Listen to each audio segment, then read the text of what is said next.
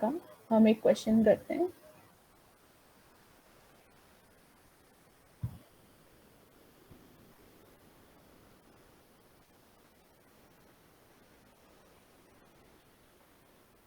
अच्छा, उससे पहले मेरे को ये बताओ कि डुप्लीकेट रिमूव करने वाला समझ में आया था?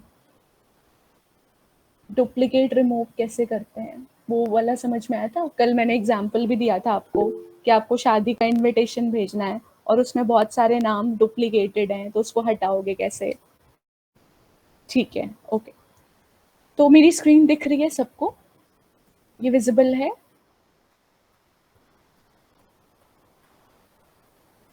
एक सेकेंड। ओके, ठीक है।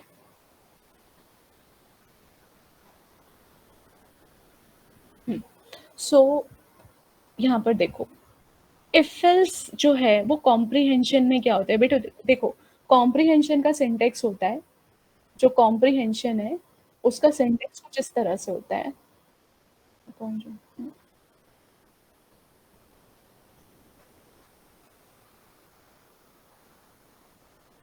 मैं एक न्यू फाइल बना लेती हूँ।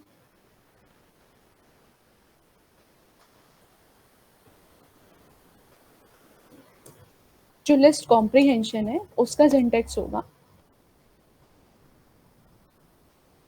पहले हम लिखते हैं कोई एक्सप्रेशन, ठीक है?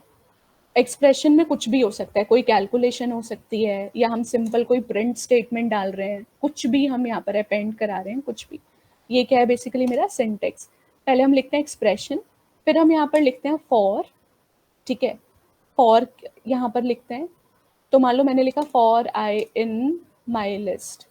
उसके बाद हम यहाँ पर इफ की कंडीशन डालते हैं, let's say if I equal to 10, ठीक है? यहाँ पे हम कितने भी इफ डाल सकते हैं, इफ आई डिविजिबल बाय 5, कुछ भी हम डाल सकते हैं, ठीक है? तो ये होता है हमारा सिंटेक्स किसका? इफ लिस्ट कॉम्प्रीहेंशन का। लेकिन जब हमारी लिस्ट कॉम्प्रीहेंशन के अंदर हमें इफ और एल्स दोनों चलाने हो, कुछ हमारी ऐसी कंडीशन हो, तब हम क्या करेंगे? तो यहाँ पर देखो, फॉर एग्जाम्पल मैं बोलूँ, कंडीशन मेरी ये है कि मुझे एक नई लिस्ट बनानी है, क्रिएट अ न्यू लिस्ट, ठीक है? या चलो न्यू लिस्ट नहीं बनानी, मुझे ना यहाँ पे प्रिंट करना है एक अल्फ़ाबेट की लिस्ट है, ठीक है? मेरे को एक अल्फ़ाबेट की लिस्ट दी हुई है और इसमें लिखा है लेट्स से एक्स, फिर लिखा है ए, फिर लिखा है बी, फिर लिखा है डी, और फिर लिखा है ई। मुझे ना ये बताना है, मेरे को एक नई लिस्ट बनानी है, ठीक है? और उसमें ना ऐसे लिखना है कि वॉवेल क्या है और कॉन्सोनेंट क्या है। जैसे फॉर एग्जाम्पल एक्स है, तो एक्स कॉन्सोनेंट है, तो इसके कॉरेस्पॉन्डिंग पहला मेरा वैल्यू आ जानी चाहिए कॉन्सोनेंट। फिर दूसरी वैल्यू क्या आनी चाहिए, वो डिपेंड करता है दूसरा मेंबर क्या है। तो दूसरा मेंबर है ए इज वॉवेल है, तो यहाँ पर आना चाहिए वॉवेल। फिर थर्ड आउटपुट आना चाहिए बी, बी क्या है? कॉन्सोनेंट, ठीक है? चौथा क्या है? डी, डी क्या है? Again consonant. फिर फिफ्थ क्या है? वोवेल। तो यहाँ पर मुझे इस तरह से आउटपुट चाहिए, मतलब डिपेंडिंग ऑन द कंडीशन मुझे दो आउटपुट चाहिए। इफ कॉन्सोनेंट है तो कॉन्सोनेंट आना चाहिए, एल्स अगर वोवेल है तो वोवेल आना चाहिए, ठीक है? तो इसको अब हमें अगर कॉम्प्रीहेंशन से करना है कि यहाँ पर इस तरह की लिस्ट बने, तो इसको हम इस तरह से लिखेंगे, यहाँ पर हम ऐसे लिखेंगे, न्यू लिस्ट या न्यू इज इक्वल्स टू, ठीक है? फिर यहाँ लिखेंगे, देखो अब यहाँ पे इफ और एल्स आएगा, तो जब हम इफ और एल्स लगाते हैं तो मैंने आपको बताया था कि ये जो सिंटेक्स है वो थोड़ा सा बदल जाता है, ठीक है? इसका मतलब फॉर बाद में आता है और इफ पहले आता है, ठीक है? तो इस केस में जो इफ सिंटेक्स है वो बदल जाएगा जब हम इफ एल्स लगा रहे हैं, तो ठीक है? अब अगर ये कंडीशन ट्रू है तो क्या होना चाहिए वो आप यहाँ लिख दो, जैसे मैंने लिख दिया हेलो। तो जब ये ट्रू होगा तो प्रिंट हो जाएगा हेलो, यानी लिस्ट में आ जाएगा हेलो। लेकिन अगर ये कंडीशन फॉल्स हो गई तब क्या प्रिंट हो जाएगा? By, for example. तो मैं बोल रही हूँ कि इस लिस्ट में आइटरेट करो, अगर आई की वैल्यू 10 है तो हेलो आ जाए लिस्ट में, और अगर आई की वैल्यू 10 नहीं है तो बाय आ जाए। सिंपल ये सिंटेक्स है, ये आपको ध्यान रखना है। तो इसमें मैं सेम यही वाला सिंटेक्स फॉलो करूंगी। तो मैं बोल रही हूँ कि अगर इफ, पहले हम लूप इधर देखते हैं आखिरी में, फॉर आई इन अल्फा, ठीक है। इसका मतलब क्या हुआ, अल्फा, हर एक अल्फाबेट पहले आई के अंदर आया। अब हम चेक कर रहे हैं, इफ आई इन AEIOU, मतलब अगर जो आई है अगर वो इनमें से कोई है तो इसका मतलब वो वॉवेल है, तो इसका मतलब क्या आ जाएगा, वो वॉवेल। और अगर ऐसा नहीं है तो इधर लिखोगे एल्स, क्या है ये, कॉन्सोनेंट, दैट्स इट। पहले, सबसे पहले ये चलेगा फॉर, उसके बाद इफ चलेगा, ठीक है। ये चलेगा इस तरीके से, पहले और फॉर चलेगा, फिर इफ चलेगा। अगर इफ ट्रू है तो लेफ्ट हैंड साइड वाला चलेगा, अगर इफ फॉल्स है तो राइट हैंड साइड वाला चलेगा। अब समझ में आया। और अगर मैं इसको प्रिंट करा के देखूं न्यू को, तो इसका आउटपुट क्या आएगा, डिपेंडिंग ऑन द इनपुट, ठीक है। देखो आया, पहला कॉन्सोनेंट है, दूसरा वोवेल है, तीसरा भी कॉन्सोनेंट है, चौथा भी कॉन्सोनेंट है, पांचवा वोवेल है। तो ऐसा ही है हमारा। समझ में आया। आप सब बताओ, ये सिंटेक्स समझ में आया इफ एल्स वाला, ठीक है। ये था हमारा कॉम्प्रिहेंशन में इफ एल्स। अब मुझे बताओ और कोई डाउट है या मैं आगे पढ़ाऊं, कुछ और डाउट है तो प्लीज पूछ लो। जिनका नहीं हुआ कॉम्प्रिहेंशन से कल होमवर्क, तो वो देख लेना, चैट पे बच्चों ने लिखा हुआ है, ठीक है। तो बस यही है, उसमें हमें बस एक ही लाइन में डालना होता है, जो हम 3 लाइन अलग अलग डाल रहे हैं। कॉम्प्रिहेंशन में क्या होता है, एक ही लाइन में हम फॉर भी डाल देते हैं, इफ भी डाल देते हैं, अपेंड भी डाल देते हैं, ठीक है।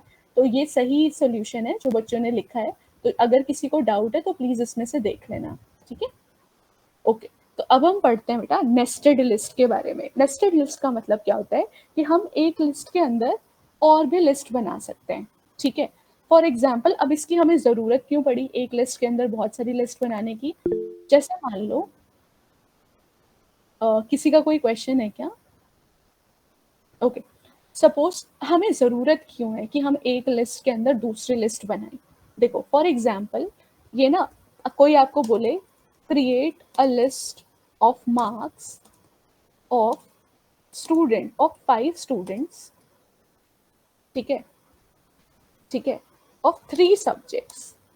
मतलब मेरे को ना 5 बच्चों के मार्क्स लेने हैं बट 3 सब्जेक्ट्स के, ठीक है। अगर मैं इस तरह से लिखूं तो ये 5 बच्चों के मार्क्स तो हो गए,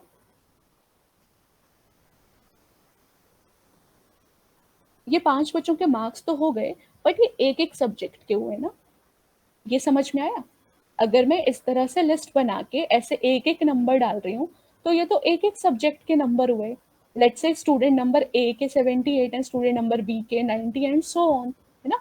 बट क्वेश्चन क्या बोल रहा है, क्वेश्चन बोल रहा है कि आपको 5 बच्चों के तो मार्क्स चाहिए बट आपको 3 सब्जेक्ट के चाहिए, let's say English, Hindi, maths. तो अब हमें क्या करना पड़ेगा, अब हमें ऐसे करना पड़ेगा, इसके अंदर एक और लिस्ट बनानी पड़ेगी।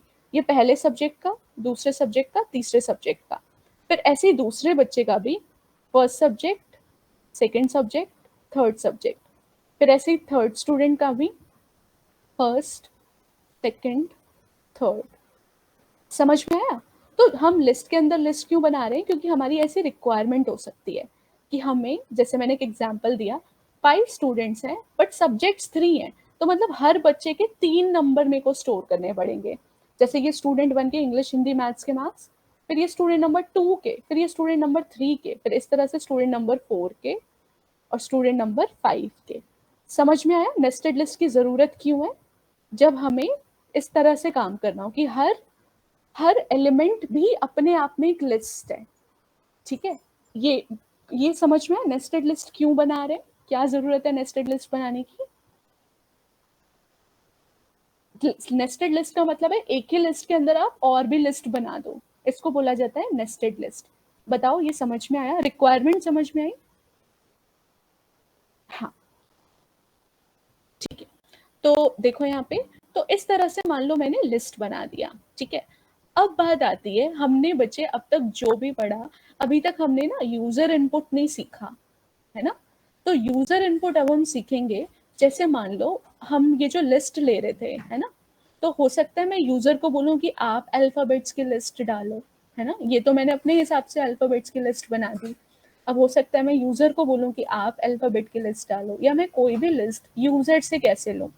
पहले हम देखते हैं कि हम नॉर्मल लिस्ट यूजर से कैसे लेंगे, फिर हम देखेंगे कि हम ये वाली लिस्ट, देखो ये जो मार्क्स है ना, इसको थोड़ा कम कर देते हैं, ये अभी बहुत ज्यादा डेटा हो रहा है, मान लो इतना रखते हैं इसको, ठीक है। तो ये है let's say create a list of marks of 2 students of 3 subjects, ठीक है। तो मुझे इस तरह का डेटा भी यूजर डाल पाए, है ना, ये भी मैं चाहूंगी, क्योंकि ऑब्वियसली हम तो मार्क्स एंटर करेंगे नहीं, कोई सॉफ्टवेयर ही होगा जिसकी मदद से हम मार्क्स एंटर करवाएंगे, है ना। तो सॉफ्टवेयर में हम होना चाहिए ना, हम ऐसे पहले से तो मार्क्स फिक्स नहीं कर सकते। तो हम यूजर से कैसे लें डेटा लिस्ट के अंदर, चाहे वो बेसिक सिंपल लिस्ट हो, चाहे वो इस तरह की नेस्टेड लिस्ट हो, कैसे ले सकते हैं। तो हम सबसे पहले अब हम देखते हैं यूजर इनपुट इन लिस्ट। तो एक लिस्ट में यूजर इनपुट कैसे लिया जाए, तो इसके ना बहुत सारे तरीके होते हैं, ठीक है। तो मैं अभी आपको सबसे सिंपल वाला तरीका बताती हूँ क्या होता है। सबसे पहले आप क्या करोगे, आप ऐसे बोलोगे, आप लिखोगे प्रिंट एंटर नंबर्स, मान लो हमें नंबर्स की लिस्ट बनानी है, तो मैं लिखूंगी enter numbers separated by comma. Separated by comma क्यों कर रही हूँ, कि मुझे पता कैसे चलेगा कि कौन सा नंबर कहाँ पे खत्म है। जैसे अगर मान लो मैं 1 तो मुझे कैसे पता चलेगा कि ये 12 है या 1 2 है। तो किस ऐसा होना चाहिए ना जो हमें ये पता चले। तो हम यहाँ पर बोलेंगे कि आप जो नंबर्स डाल रहे हो उनको कॉमा से सेपरेट करो या स्पेस से सेपरेट करो, आप कुछ भी कर सकते हो। तो मैं अगर मेरे को लिस्ट बनानी है लेट्स से 12, 34, 45, 56, तो मैं यहाँ पे कॉमा सेपरेटेड नंबर्स डालूंगी, यहाँ पर नहीं, जब मैं यूजर इनपुट दूंगी तब।